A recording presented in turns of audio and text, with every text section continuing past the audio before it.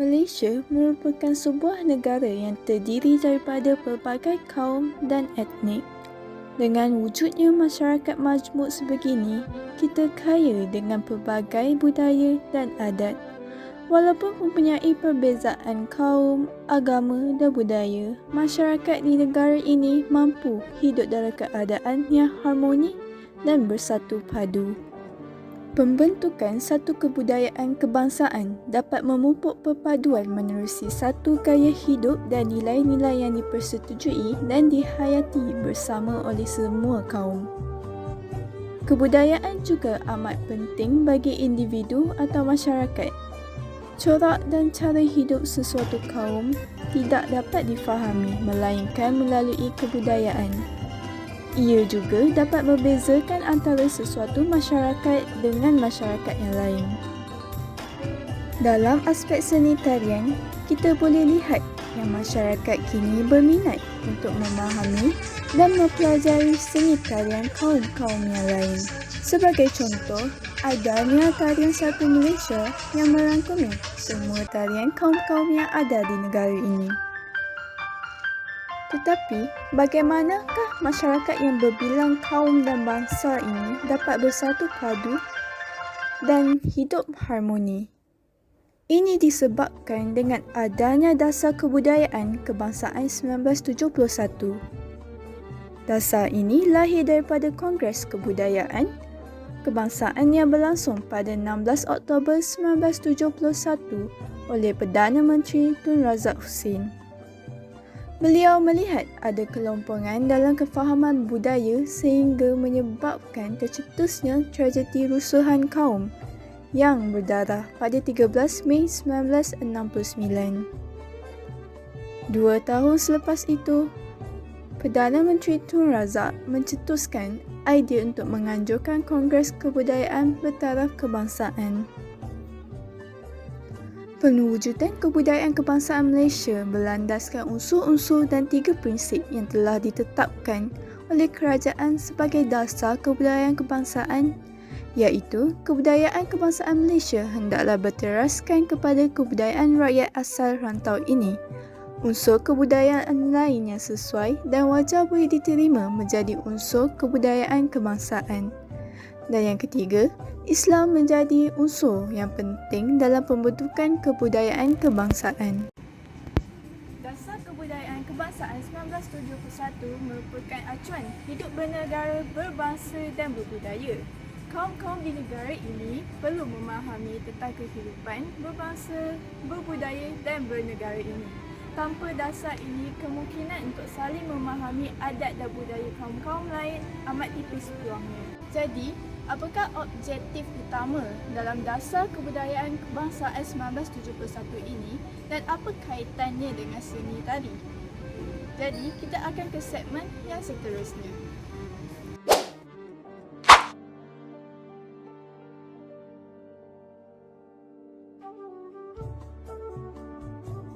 Objektif Kebudayaan Kebangsaan 1971. Pembangunan kebudayaan kebangsaan bagi negara-negara yang baru merdeka adalah amat penting untuk mewujudkan sebuah negara yang stabil dan bersatu padu. Dengan yang demikian, usaha-usaha pembentukan kebudayaan Malaysia adalah bertujuan untuk mencapai 3 objektif penting, iaitu: pertama, mengukuhkan perpaduan bangsa dan negara melalui kebudayaan. Kedua, memupuk dan memelihara kepribadian kebangsaan yang tumbuh daripada kebudayaan kebangsaan. Tiga, memperkaya dan mempertingkatkan kualiti kehidupan kemanusiaan dan kerohanian yang seimbang dengan pembangunan sosioekonomi.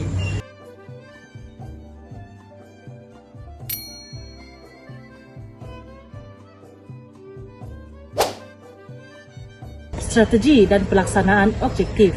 Pertama, pemulihan, pemeliharaan dan pembangunan kebudayaan ke arah menguatkan asas-asas kebudayaan kebangsaan melalui usahasama penyelidikan, pembangunan, pendidikan, pengembangan dan perhubungan budaya.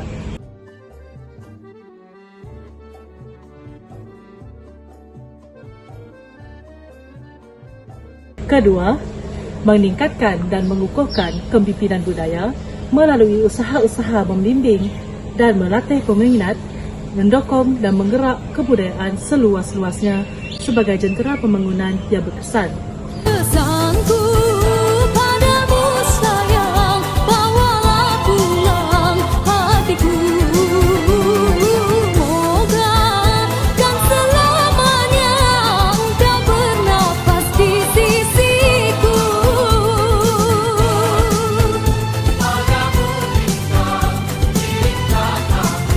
siramu.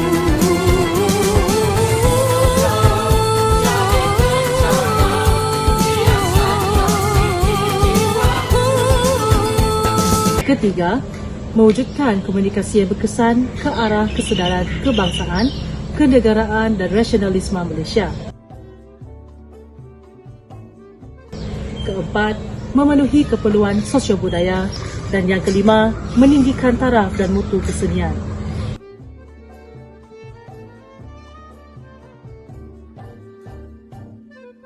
Agar tersurai damai.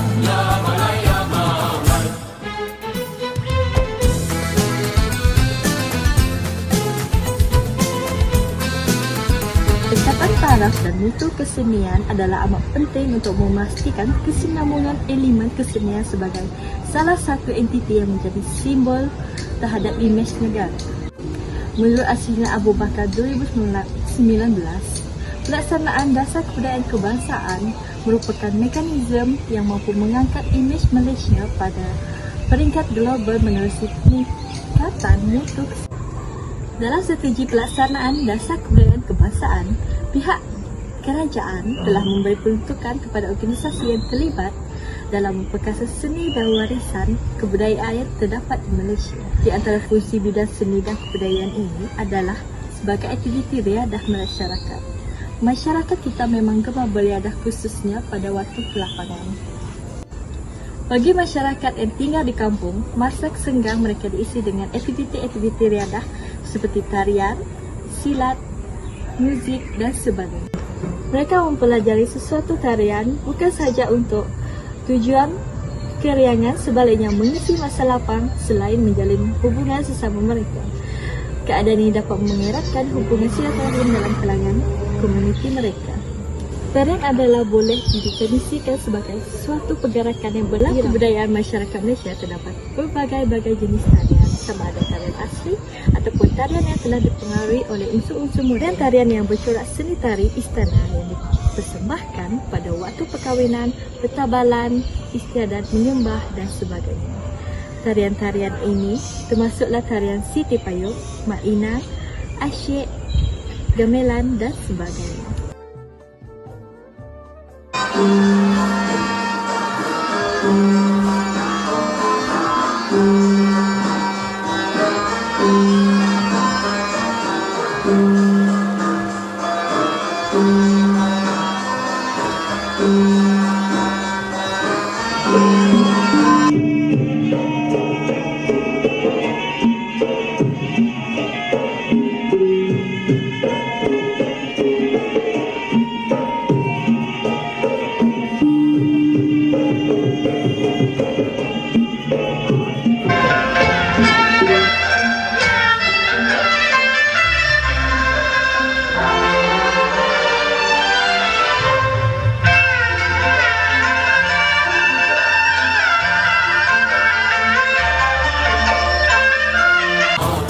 Baru mengunjung, baru mengunjung Temboja rindu.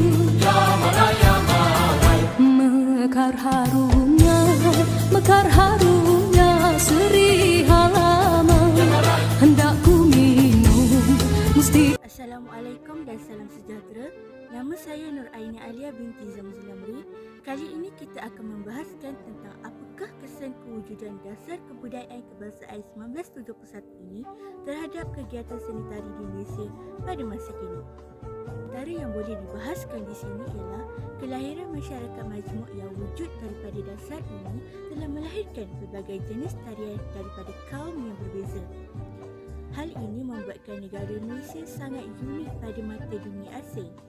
Secara umumnya, Malaysia mempunyai tiga kaum utama, iaitu Melayu, Cina dan India. Setiap kaum ini memiliki tarian mereka tersendiri. Kebiasaannya, kita dapat lihat tarian-tarian ini dipersembahkan di majlis perkahwinan, majlis perasmian atau majlis formal di pusat-pusat pengajian seperti di sekolah. Selain daripada itu juga, Malaysia berjaya melakar kecemerlangan melalui Dasar Kebudayaan Kebangsaan 1971 ini. Namun, disebabkan usianya yang mencecah separuh abad, penggubalan Dekran 2021 telah dilakukan bagi memastikan kelestarian budaya terus dijamin, sekaligus memperkasakan budaya negara. Menurut YMB Datuk Seri Ismail bin Yaakob, Dakar merupakan dokumen holistik yang bakal dijanjikan panduan dan rujukan dalam merencana segenap pembangunan seni, budaya dan warisan negara.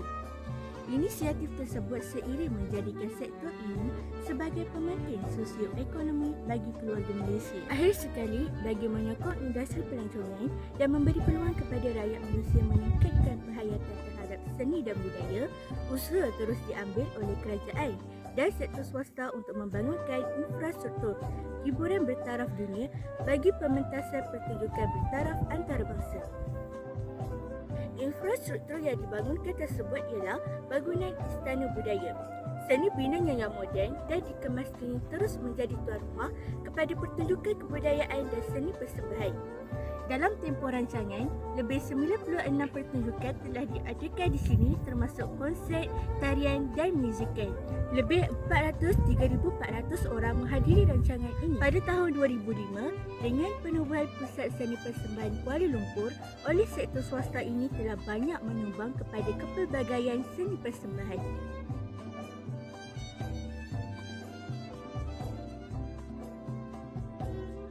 Sekian daripada saya Nur Aina Alia binti Zamzulam.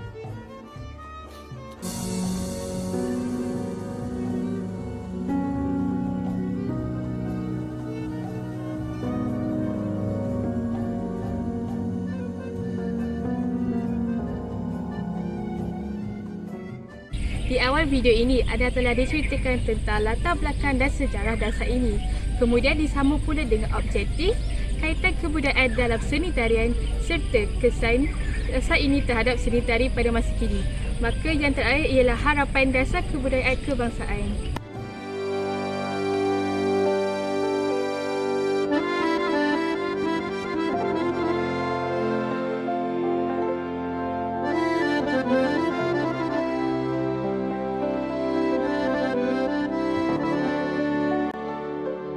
Yang pertama, diharapkan agar pihak kerajaan dapat mengetengahkan lagi dasar ini kepada rakyat dengan cara mengadakan festival kebudayaan yang merangkumi pelbagai aspek, terutama sekali aspek tarian bagi setiap kaum.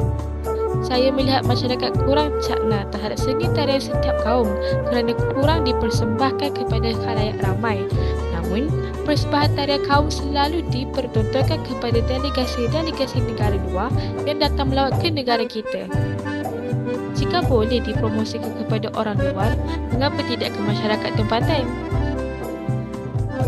Seterusnya, masyarakat dapat menghayati dan menanam makna dasar ini dalam lubuk hati mereka supaya peristiwa 13 Mei 1969 tidak berulang lagi serta hasrat negara dalam mengerat keperpaduan antara masyarakat yang berbilang kaum tercapai. Harapan yang terakhir, diharapkan agar dasar ini dapat diperkenalkan dengan lebih meluas lagi terutama sekali dalam kalangan remaja dan kanak-kanak kerana bak kata pepatah, melentur buluh biarlah dari rebungnya.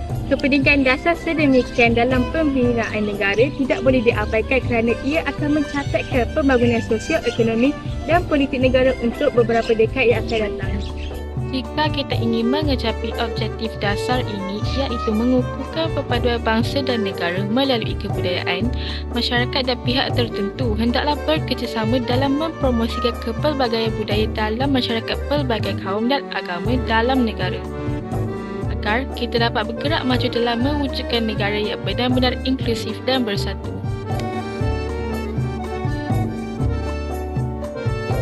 Malaysia juga terkenal di mata dunia kerana kepelbagaian kaum dan budaya.